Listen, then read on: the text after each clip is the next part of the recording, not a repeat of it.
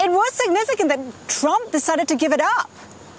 I think it's hugely significant that Trump said that the United States may suspend U.S. and South Korean military exercises. He called them war games, which is language the North Koreans generally use to describe these exercises. But they're important because they happen annually and they are used to prepare military forces to protect South Korea and its allies and the United States' interests in the region against the North Korean threat. Also, the Chinese do not like U.S. military exercises in the region, and so this could be a huge win for China as well.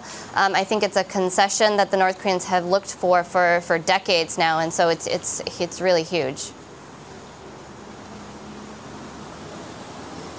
That's right, a huge concession. How do you think South Korea and China would react? Well, it's not clear that President Trump spoke with Moon Jae-in, the South Korean president, about this before he actually made the announcement. The South Koreans traditionally have supported U.S.-South Korean military exercises. It's something that should be discussed within the bounds of the U.S.-South Korea alliance, and it involves both countries.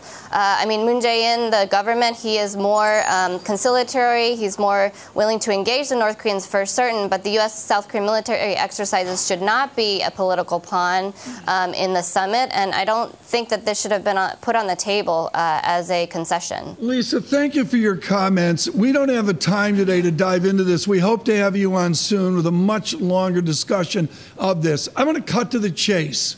How does the Pentagon react to a president doing unilateral military decisions without briefing from the Pentagon?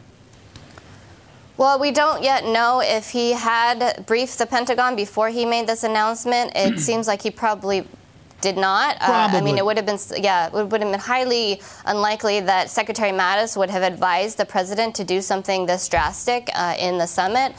So I think it's probably going to be very concerning to those in the Department of Defense. I can only imagine that people in South Korea and the Ministry of Defense there will also be quite concerned about this move. We'll see where things go from here and whether or not there can be a walk back after this summit.